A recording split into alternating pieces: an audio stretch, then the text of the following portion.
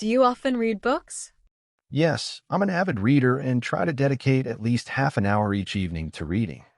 I find it's the perfect way to unwind and escape into different worlds after a long day, which is incredibly relaxing.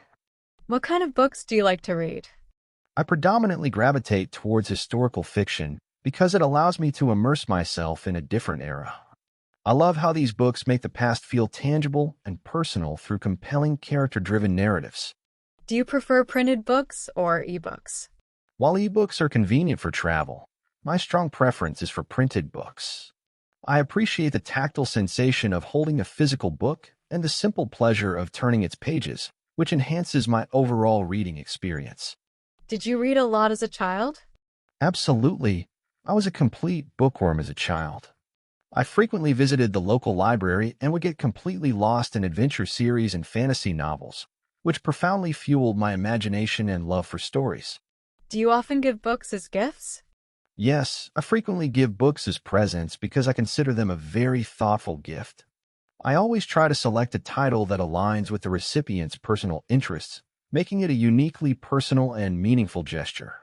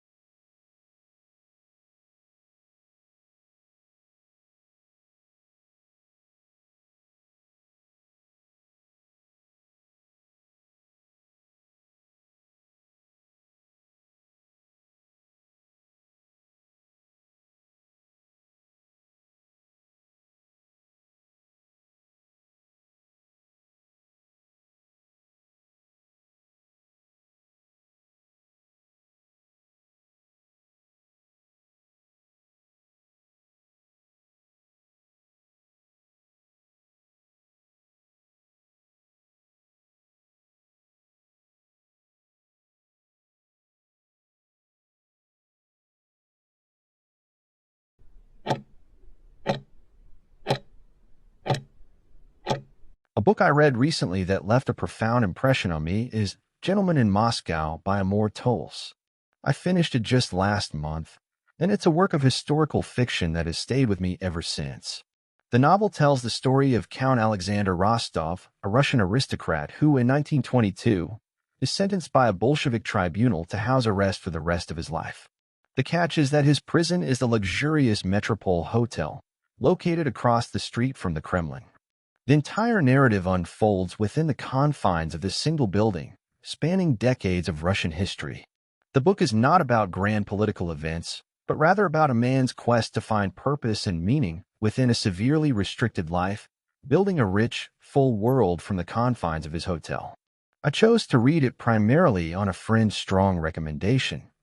She knows I have a keen interest in 20th century history and character-driven stories, and she insisted that the Count's resilience and wit would resonate with me.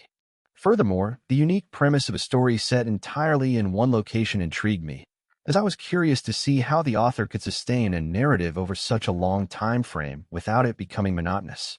I was utterly captivated by the book. I felt a deep sense of admiration for the Count's unwavering elegance and his ability to adapt to his diminishing circumstances without losing his essential self. Towles' writing is exquisite, filled with wit, warmth, and philosophical depth. What struck me most was the feeling of hope the book instilled. It's a powerful testament to the human spirit's capacity to find beauty and connection, even in the most confined of spaces. It left me feeling introspective, with a renewed appreciation for small rituals and relationships that give our own lives meaning. Some people believe that reading books is less important today because we have so many other sources of information and entertainment. To what extent do you agree or disagree? I fundamentally disagree with the notion that books have diminished in importance. While it is true that digital media provides instantaneous information and entertainment, books offer a depth and quality of engagement that other formats often lack. The primary value of a book lies not just in the information it conveys, but in the cognitive and empathetic journey it facilitates. Reading a sustained narrative or a complex argument requires prolonged focus and critical thinking, skills that are arguably being eroded by the bite-sized, reactive nature of much online content. Furthermore, a well-researched nonfiction book or a profound novel provides context, nuance, and a developed perspective that a simple online article or video cannot match. Books encourage us to slow down, to immerse ourselves in another person's worldview or a different time period, fostering a deeper understanding of the human condition. Therefore, in an age of information overload and fleeting digital trends, the deliberate, reflective practice of reading books is arguably more crucial than ever for developing a thoughtful, discerning, and empathetic mind, solidifying their irreplaceable role in our cultural and intellectual landscape. How have reading habits changed in recent decades, and what do you think has driven this change? Reading habits have undergone a profound transformation, primarily characterized by a shift from deep, linear reading to more fragmented, multimodal consumption. The most significant driver is, without doubt, the digital revolution. The proliferation of smartphones and the internet has made vast libraries of text accessible instantly, but this convenience has come at cost. We now engage in a great deal of skimming, scrolling through social media feeds, news headlines, and blog posts, which prioritizes speed and efficiency over comprehension and retention. This contrasts sharply with the immersive experience of reading a physical book from cover to cover. Another major driver is the explosion of alternative entertainment, particularly streaming services and video games, which offer passive or interactive engagement that often demands less cognitive effort than reading. Consequently, leisure time that might have been dedicated to books is now fiercely competed for. However, it's not all negative. This change has also democratized access to literature through ebooks and audiobooks, allowing people to read while commuting or doing chores. Ultimately, the core change is the nature of our attention. We have moved from sustained focus to a state of continuous partial attention, and our reading habits have adapted, for better or worse, to this new reality. What is the role of libraries in the modern world, especially when so many books are available digitally? The role of libraries has significantly evolved from being mere repositories of books to becoming vital community hubs and digital access points. While their traditional function of lending physical books remains important, their relevance now hinges on providing services that the digital market cannot.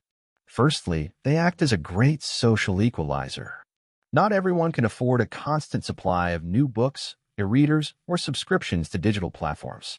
Libraries provide free access to not only physical books but also to ebooks, audiobooks, academic journals, and expensive software, thereby bridging the digital divide. Secondly, they have become collaborative community centers, offering a neutral public space for learning and connection. They host literacy programs for children, computer skills workshops for seniors, provide quiet study areas for students, and serve as meeting places for local clubs and organizations. Furthermore, in an era of online misinformation, librarians have become crucial guides in information literacy, teaching people how to discern credible sources. Therefore, the modern library's role is less about storing information, which is now ubiquitously available, and more about curating it, providing access to it, and fostering the skills and community connections necessary to use that information meaningfully and responsibly. Do you think the popularity of ebooks and audiobooks will eventually lead to the disappearance of printed books? While the popularity of digital formats is undeniable and has permanently altered the publishing landscape, I do not believe it will lead to the complete disappearance of the printed book. Each format serves different needs and preferences, and they will likely continue to coexist. Ebooks offer unparalleled convenience. You can carry an entire library in your pocket, adjust font sizes, and purchase new titles instantly, which is ideal for travel and commuting. Audiobooks, similarly, provide a hands-free, multitasking-friendly way to consume stories, perfect for the modern, busy lifestyle. However, the printed book possesses intrinsic qualities that digital formats cannot replicate. There is a tangible, sensory pleasure in the physicality of a book. The smell of the paper, the weight of it in your hands, the visual satisfaction of seeing your progress. For many, this creates a deeper, more mindful connection to the text. Furthermore, printed books are not subject to battery life, digital glitches, or platform obsolescence. They are a stable, permanent artifact. The market has already begun to reflect this symbiosis. After an initial surge, ebook sales have stabilized, while physical book sales have remained robust, even experiencing a resurgence as people seek a digital detox. Therefore, I foresee a future where printed books become a more valued, deliberate choice for deep reading, while digital formats dominate for convenience, ensuring the book itself, in all its forms, endures. What kind of impact can reading books have on a person's imagination and creativity that other media might not? Reading books has a uniquely generative impact on imagination and creativity because it is an active, participatory process rather than a passive one.